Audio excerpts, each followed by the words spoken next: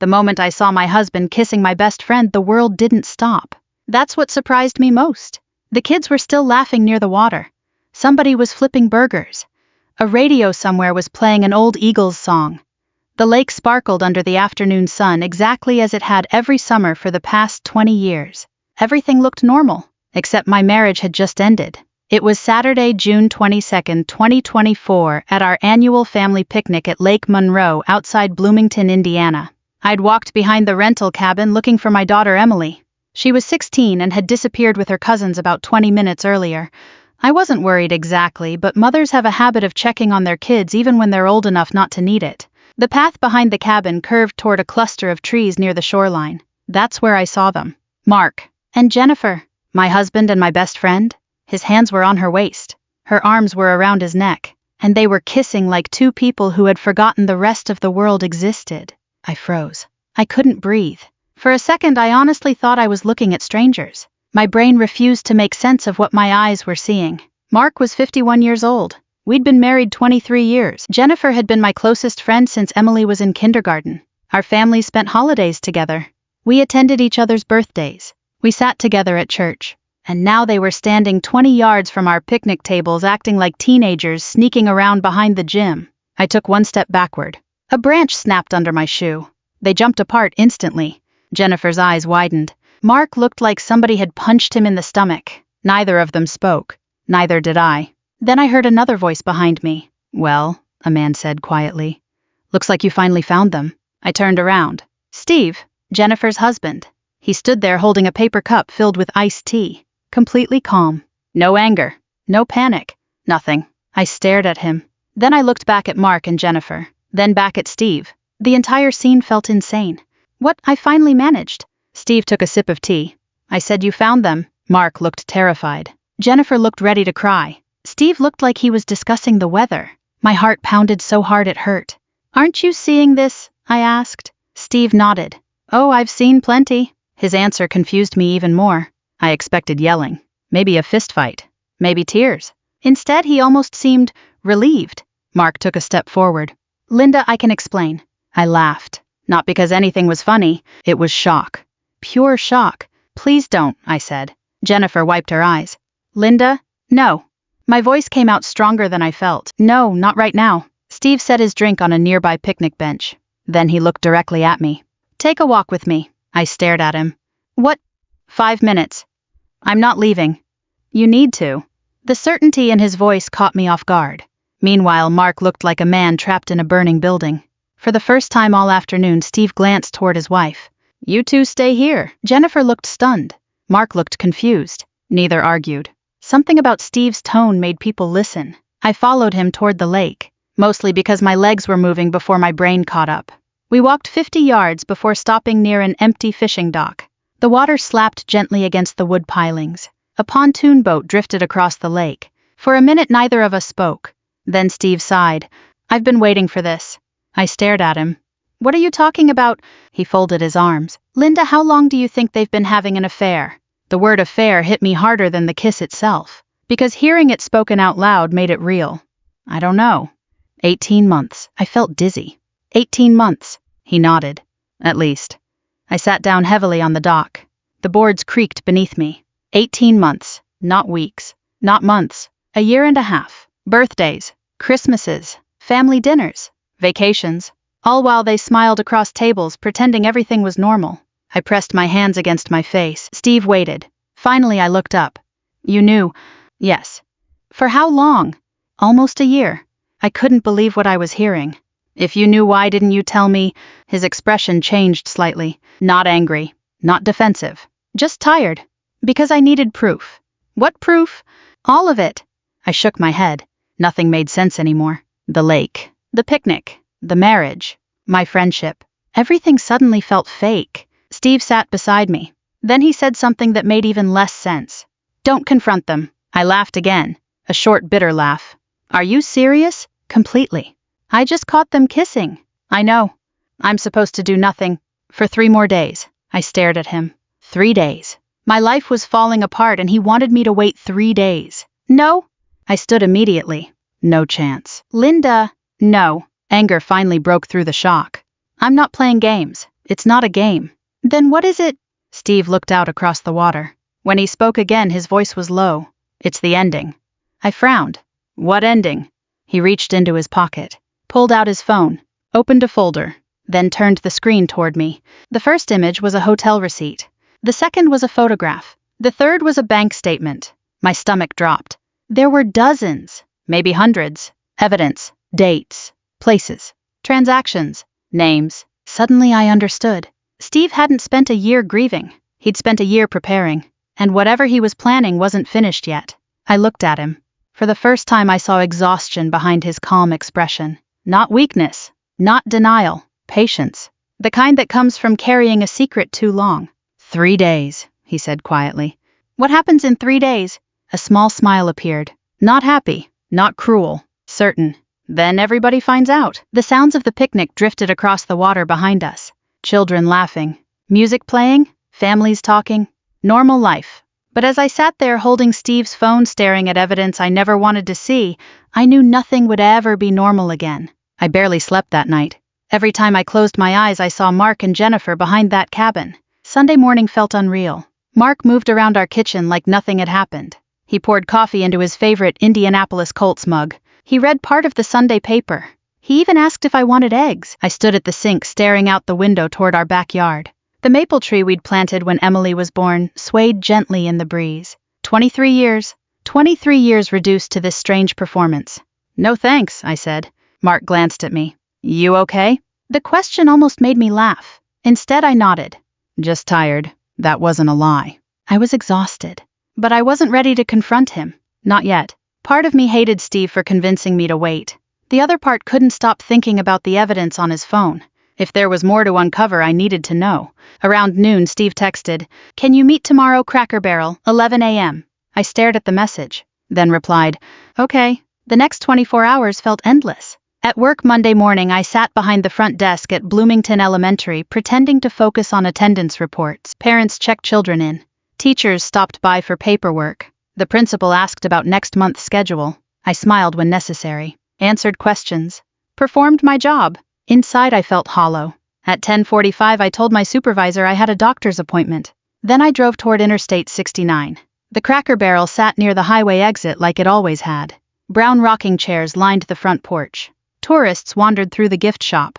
Retirees drank coffee near the windows. Normal people living normal lives. I envied them. Steve was already seated when I arrived. He had a notebook in front of him, and a thick manila folder. Seeing that folder immediately made my stomach tighten. "Morning," he said. Neither of us smiled. I slid into the booth. A waitress poured coffee. Neither of us touched it. Finally, Steve pushed the folder across the table. "You should probably see this." I opened it. The first page was a hotel receipt from Indianapolis. The second was from Louisville. The third was from Nashville. There were dates spanning nearly 18 months. Receipts, reservations, credit card charges, photographs. My hands started shaking. Steve waited quietly while I looked through everything. Each page revealed another lie. A conference that never existed. A girls' weekend that wasn't a girls' weekend. A business trip that apparently involved my best friend. I felt sick. "How?" I asked. Steve rubbed his forehead. At first I noticed money. That got my attention. Money. What money? He reached for another stack of papers. Bank statements. Some belonged to him. Others belonged to accounts he had legally accessed during financial reviews. Then he pointed to several highlighted transactions. Jennifer had been moving money. Not huge amounts. A few $100s here. 1,000 there. Small enough to avoid attention. Large enough to add up. Then Steve handed me another page. My own savings account. I stared at it. "What is this?" "Look at the transfers." I looked closer. 3 transfers. Each several $1,000s. Each approved electronically. My chest tightened. I hadn't authorized them. At least not knowingly. Then I recognized the destination account. Mark's personal investment account. The one he supposedly used for retirement planning. "Oh my God." Steve nodded. "Keep going." I turned another page. And another. The pattern became obvious. Money had quietly disappeared for months, not enough to trigger alarms. Enough to build something. Something secret. I leaned back against the booth. I can't believe this. I couldn't either. The waitress arrived with coffee refills. Neither of us noticed. My entire marriage suddenly looked different. Every financial conversation. Every excuse. Every delayed purchase. Every discussion about retirement. Had all of it been manipulation? For several minutes neither of us spoke. Then Steve surprised me. He laughed. Not loudly. Just a short tired chuckle. I stared at him. What's funny? You'll hate this.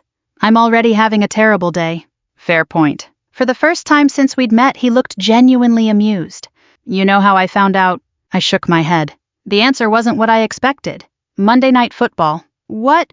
Last October. I blinked. Steve nodded. I'm serious. He took a sip of coffee. Jennifer bought a smartwatch. I still didn't understand. Okay. She accidentally connected it to our television. I frowned. What does that have to do with anything? Steve almost smiled. During a Colts game, her messages started popping up on the screen. For a second, I simply stared. Then, despite everything, I laughed. A real laugh. Small. Brief. But real. The absurdity was unbelievable. You found out because of football? Pretty much. What message? His smile disappeared. Miss you already?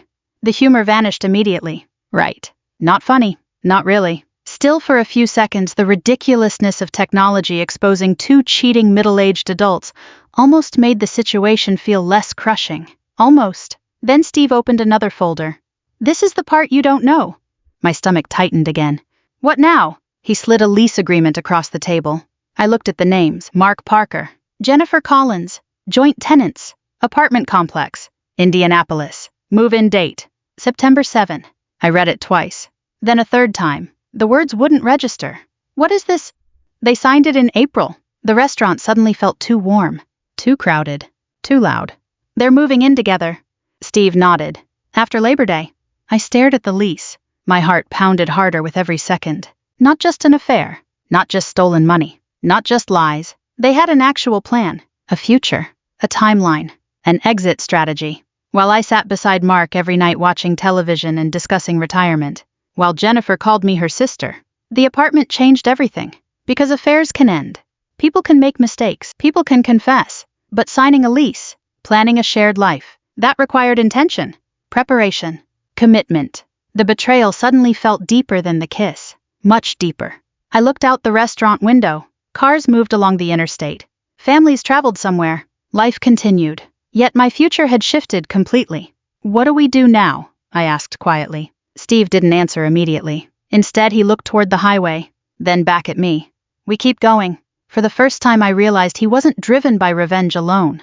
He wanted the truth documented. Every piece, every lie, every dollar, everything. And despite my anger, despite my heartbreak, despite the part of me that wanted to storm home and confront Mark immediately, I knew he was right. Because once I confronted them, the investigation would end. The lies would change. The evidence could disappear. The story could be rewritten. For now, the truth was still sitting quietly in folders and bank statements. Waiting. Just like Steve had been waiting. And for the first time since Lake Monroe, I began to understand why. For the next 2 weeks, I lived a double life. During the day, I was Linda Parker, school secretary, mother, neighbor, wife. I packed lunches, answered emails, paid bills, asked Mark whether he wanted grilled chicken or hamburgers for dinner. At night, I became somebody else. A woman collecting evidence against her own husband. Even now that sentence sounds strange. But that's exactly what happened. Steve and I met several times during those weeks. Never anywhere obvious, usually small diners or coffee shops where nobody paid attention. One afternoon we met at a Panera Bread in Greenwood. Another time at a diner outside Martinsville. The less familiar the location, the better. We reviewed documents, bank records, property records, retirement accounts, anything that might matter later. The more we learned, the worse it got. Mark hadn't just moved money. He'd borrowed against a small investment account without telling me. Nothing catastrophic, but enough to raise serious questions. Meanwhile, Jennifer had been doing similar things. Not illegal. Not necessarily. But definitely dishonest. Steve eventually hired an attorney. I hired one too. Walking into that law office was one of the hardest things I've ever done. The attorney's name was Rebecca Shaw, late 50s. Straightforward. No nonsense. She listened quietly while I explained everything. When I finished, she folded her hands. Linda, do you want a divorce? The question hit me harder than I expected. Because until that moment, everything had felt theoretical. An investigation. A discovery. A crisis. But divorce? That was permanent. Real. Final. I stared at the carpet. I don't know. Rebecca nodded. That's an honest answer. And it was. I was furious. Humiliated. Heartbroken. Yet some stubborn part of me still remembered the man I married. The young father who stayed awake rocking a crying baby. The husband who drove through a snowstorm to help my mother after surgery. The man who used to leave notes in my lunchbox. I hated him. I loved him. Somehow both things were true. That confusion became my biggest obstacle. Not Mark. Not Jennifer. My own emotions. Several nights I nearly told him everything. One evening in particular stands out. It was a Thursday. Mark was sitting in his recliner watching a baseball game. The same recliner he'd owned for 15 years. The leather was cracked along one armrest. A bowl of popcorn sat beside him. Completely normal. Completely familiar. I stood in the doorway looking at him. And for one brief moment I wanted to forget everything. Just forget. Pretend. Stay married. Stay comfortable. Stay safe. Then his phone buzzed. He smiled at the screen. Not a huge smile. A tiny one. But I recognized it immediately. The smile people save for somebody special. My stomach turned. The fantasy disappeared. I went upstairs without saying a word. The next morning I called Steve. I almost told him. There was silence on the line. Then Steve sighed. Me too. That surprised me. Jennifer cried yesterday. I sat quietly. Did it work? No. His answer came immediately. No, it didn't. That conversation helped more than he probably realized. Because it reminded me that I wasn't the only person struggling. Neither of us wanted revenge because it was fun. Neither of us enjoyed this. We were simply dealing with reality. Unfortunately, reality started fighting back. About a week later, Mark became suspicious. Not completely suspicious. Just enough to make me nervous. It started with small questions. Where were you this afternoon? Who were you talking to? Why are you checking the bank account so often? Nothing dramatic, but enough to make my pulse jump every time. Then Jennifer apparently noticed changes too. Steve called me one evening. We've got a problem. My stomach dropped. What happened? Jennifer thinks something's off. Great. Just great. The closer we got to Labor Day, the more dangerous everything became. And then I made a mistake. A stupid mistake. The kind ordinary people make every day. Saturday morning I stopped by Rebecca's office. She gave me copies of several documents. Legal notes. Financial summaries. Nothing dramatic. I brought them home. Placed them on the kitchen counter. Then Emily called from upstairs asking for help with something. I walked away and forgot the papers.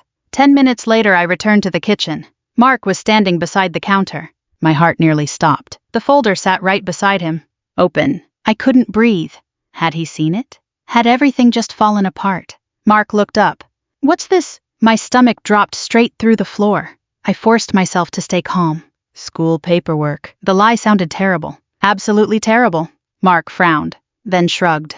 Oh, he handed me the folder. Just like that. No questions, no investigation, nothing. After he left the room I sat at the kitchen table shaking. I called Steve immediately. You won't believe what just happened. He believed it. Because similar things were happening to him. Pressure was building everywhere. The secrets were becoming harder to hide. Then another discovery made everything worse. Steve uncovered messages between Jennifer and several mutual friends. At first we thought they were harmless. Then we read them. I felt physically ill. Jennifer had been telling people I was emotionally unstable. Not directly. Subtly. Carefully. The kind of gossip designed to spread without looking malicious. Linda's been struggling lately. She's imagining problems. I worry about her. She's becoming paranoid. Every message was crafted to sound concerned. But the goal was obvious. If the truth ever surfaced, Jennifer wanted people questioning me before they questioned her. That betrayal hurt almost more than the affair. Because affairs involve selfishness. This required planning, calculation, cruelty. For 2 decades I'd defended her, celebrated birthdays with her, supported her during difficult times. And behind my back she was preparing a narrative that painted me as unstable. That night I sat on my back porch alone. The sun disappeared behind neighboring houses. Cicadas buzzed. Somebody nearby was mowing grass. Ordinary sounds. Ordinary life. Yet something inside me finally changed. Up until that point I was still mourning. Still hoping. Still questioning. Now I felt something different. Clarity. Not rage. Not hatred. Clarity. This wasn't about saving my marriage anymore. It wasn't even about exposing an affair. It was about protecting my dignity. Protecting the truth. Protecting myself. A few days later Steve called. His voice sounded steadier than I'd heard in weeks. Labor Day weekend. What about it? It's time. I sat upright. What do you mean? I have everything. Everything. The word hung in the air. Evidence. Documents. Messages. Financial records. All of it. Then Steve added one final sentence. The real show starts in 2 weeks. And for the first time I believed him. Labor Day weekend arrived with perfect Indiana weather. Clear skies, low humidity, 78 degrees. The kind of day people remember fondly years later. I almost didn't go. That's the truth. By Friday night my nerves were shredded. For weeks I'd been carrying secrets, collecting evidence, pretending everything was normal. I was tired.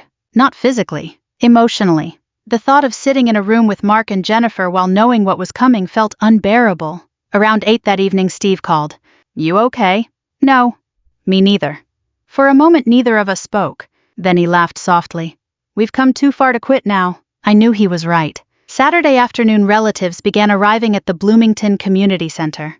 The gathering wasn't unusual. Our extended families held events there several times a year. Birthday parties, anniversaries, retirement celebrations. The building sat near a city park with plenty of parking and a large meeting hall. By 3 o'clock nearly 40 people had arrived. Aunts, uncles, cousins, family friends, children running between tables, people carrying crock-pots and desserts. The smell of barbecue filled the room. Normal. Everything looked completely normal. Mark arrived carrying a tray of baked beans. Jennifer walked in 20 minutes later with a peach cobbler. They smiled, talked, laughed, played their roles perfectly. Watching them was strangely fascinating. Neither knew what was waiting. Neither understood how much Steve had discovered. At one point Mark even kissed my cheek. I nearly flinched. "Everything okay?" he asked. "Fine." The lie came easily now. Months earlier I would have felt guilty. Not anymore. By 5 o'clock everyone was eating. Conversations bounced around the room. Football, retirement, grandchildren, politics, the usual subjects. I noticed Steve moving quietly through the crowd. Calm, focused, ready. Around 6 his brother Mike tapped a spoon against a glass. The familiar sound drew attention immediately. "Everybody," Mike announced. "Can we have your attention for a minute?" People slowly turned toward the front of the room. Conversations faded. Children settled down. The room grew quiet. Steve walked forward, holding a folder. My heart started pounding. This was it. Mark looked mildly confused. Jennifer looked curious. Neither appeared concerned. Yet, Steve stood near the microphone, took a slow breath, then smiled politely. "I appreciate everyone being here." A few people nodded. Others waited. The room remained relaxed. Nobody sensed the storm coming. Steve cleared his throat. "I've discovered something over the past year." That got attention. People exchanged glances. Steve continued. "Actually, I've discovered several things." Now Mark looked uncomfortable. "Only slightly. But I noticed." Jennifer noticed too. Steve opened the folder. "I discovered my wife has been having an affair." Silence. Complete silence. The room froze. For 1 second nobody moved. Nobody breathed. Nobody spoke. Then chaos erupted. "What? Wait, are you serious?" Mark's face turned white. Jennifer looked like she'd been struck by lightning. Steve raised one hand. "Please, let me finish." Mark stood immediately. "Steve, this isn't the place." Steve ignored him. Instead, he held up several printed photographs. Large copies. Easy for everyone to see. Hotel security images. Parking lot photos. Restaurant photos. Date after date. Month after month. The evidence was impossible to misunderstand. Gasps spread through the room. Several relatives leaned forward. Others covered their mouths. Mark tried again. "Steve, stop." Steve calmly continued. "The affair began approximately 18 months ago." Jennifer looked ready to faint. Mark's eyes darted around the room, searching for an escape. Any escape. There wasn't one. Then Steve delivered the next blow. "The man involved is Linda's husband." The room exploded. People turned toward Mark, then toward me, then back toward Mark. A dozen conversations started simultaneously. Questions, shock, disbelief. One of Mark's cousins literally dropped a plate. The crash echoed across the hall. Mark finally stepped forward. "This is being taken out of context." Out of context. I almost laughed. Steve didn't. Instead, he held up hotel receipts, bank records, financial statements, apartment documents, one piece of evidence after another. Methodical, precise, relentless. Jennifer attempted to interrupt. "You're twisting things." Steve handed copies to several relatives. "Read them." Nobody argued after that. The documents spoke for themselves. Mark's shoulders slumped. For the first time I saw genuine panic. Not embarrassment. Panic. Then came the apartment lease. Steve displayed it for everyone. The names were clearly visible. Mark Parker. Jennifer Collins. Joint tenants. Move-in date. September 7th. A collective gasp swept through the room. Several people actually stood up. Because now it wasn't simply an affair. It was a planned future, a deliberate betrayal, years of deception. Then Steve reached into another folder. I have one more thing. Mark looked terrified. Jennifer whispered something under her breath. Steve pressed a button on his phone. A voice filled the speakers, Jennifer's voice. Clear as day. A voicemail. One neither she nor Mark apparently knew existed. The message left little room for interpretation. She discussed moving plans, money, the apartment, their future together. The room sat in stunned silence. When the recording ended, nobody spoke. Nobody needed to. The truth had arrived. Completely. Finally. Then something unexpected happened. 82-year-old Aunt Carol stood up. Everybody knew Aunt Carol. Sweet woman. Church volunteer. Never raised her voice. She adjusted her glasses, looked directly at Mark and Jennifer, then asked, "So all those Saturday mornings volunteering at church weren't actually about church?" For 1 second nobody reacted. Then laughter erupted. Not joyful laughter. Disbelieving laughter. The kind that escapes when reality becomes absurd. Even I laughed. I couldn't help it. Mark looked like he wanted the floor to open beneath him. Jennifer burst into tears. The room had reached its breaking point. Within minutes they gathered their things. Nobody stopped them. Nobody defended them. Nobody followed. They walked out together. Past relatives, past friends, past people who once trusted them. The doors closed behind them, and they were gone. Just like that. The silence afterward felt strange, heavy, almost peaceful. Steve sat down, exhausted, completely exhausted. I walked over. Neither of us spoke for several seconds. Then he looked up. "You okay?" I thought about the question. Really thought about it. Was I okay? Not entirely. My marriage was over. My best friendship was over. Parts of my life would never look the same again. But for the first time in months I wasn't carrying a secret. I wasn't questioning reality. I wasn't being lied to. The truth was finally standing in daylight. And somehow that felt like breathing again. People imagine that revenge ends with a dramatic moment. A confrontation. A confession. A public exposure. Then the credits roll. Real life doesn't work that way. The Labor Day gathering ended around 9 o'clock that evening. Relatives slowly packed leftovers into containers. Folding chairs were stacked. Children were rounded up and loaded into cars. People hugged me before leaving. Some offered sympathy. Others offered advice. A few simply squeezed my hand and said nothing. Those were usually the people who understood the most. When I finally got home that night, the house was empty. Mark hadn't come back. His closet still contained most of his clothes. His toothbrush still sat beside mine. But he wasn't there. I stood alone in the kitchen for a long time, just listening. The refrigerator humming, the clock ticking, the familiar sounds of a house that suddenly felt unfamiliar. Then I cried. Not because I regretted what happened. Not because I wanted him back. I cried because grief doesn't disappear just because justice arrives. 23 years doesn't vanish overnight. You still mourn the future you thought you had. The next few weeks were difficult, harder than many people realized. Friends often assume that once the cheater is exposed, the injured spouse automatically feels better. Sometimes you do. Sometimes you don't. Some mornings I woke up angry. Other mornings I felt relieved. A few mornings I simply felt tired. Rebecca, my attorney, helped me navigate the practical side. Property, accounts, documents, legal details. Nothing dramatic. Just the slow process of untangling a life. Meanwhile, news traveled fast through Bloomington. Much faster than I expected. Within days, people knew. Not everyone, but enough. The strange thing was that I stopped caring. For months I'd worried about appearances, what people would think, what rumors might spread. Now the truth was out. I didn't need to defend myself anymore.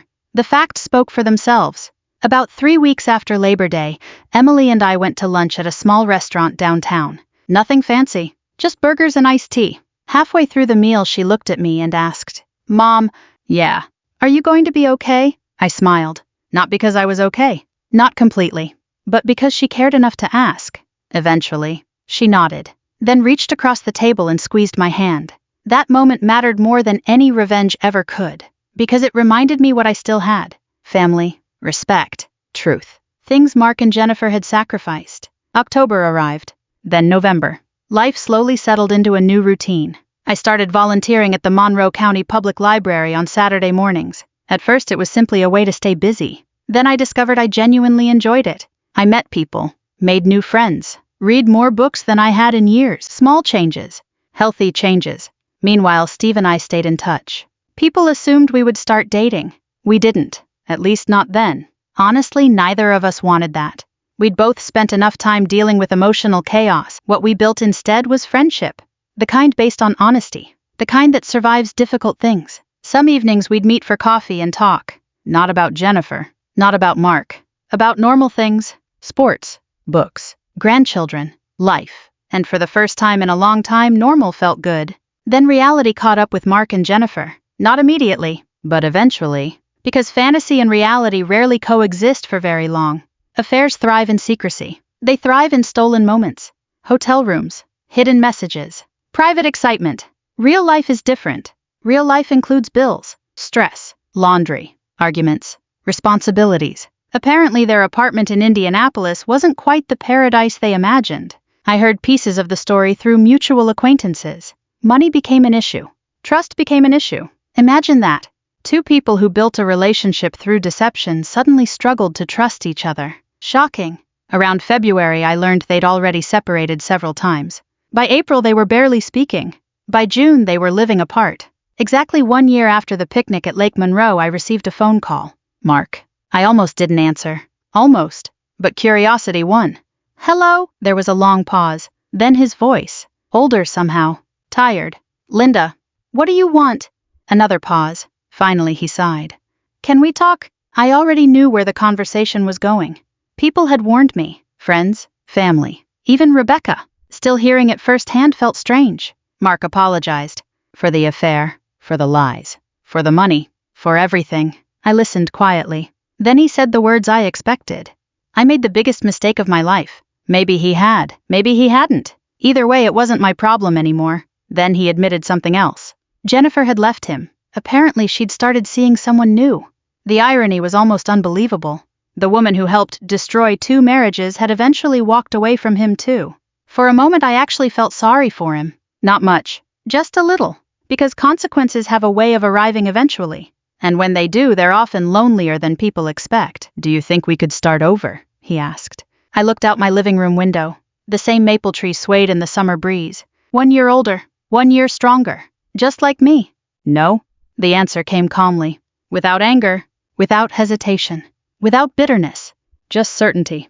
Another long silence followed. Then he quietly said goodbye. And that was that. After the call ended, I sat alone for a while. Thinking. Reflecting. Understanding something I hadn't understood a year earlier. The best part of this story wasn't exposing Mark. It wasn't embarrassing Jennifer. It wasn't watching their plans collapse. The best part was realizing that their choices no longer controlled my future. That freedom mattered more than revenge ever could. If there's one thing I've learned, it's this. Trust can be broken in a single moment. But rebuilding yourself happens one ordinary day at a time. One choice. One step. One honest morning after another. And eventually those small steps carry you somewhere better than you imagined. If this story reminded you of your own journey, I hope it also reminds you that starting over is possible at any age. Thank you for spending this time with me. And if you'd like to hear another story, I'd be honored to share one with you.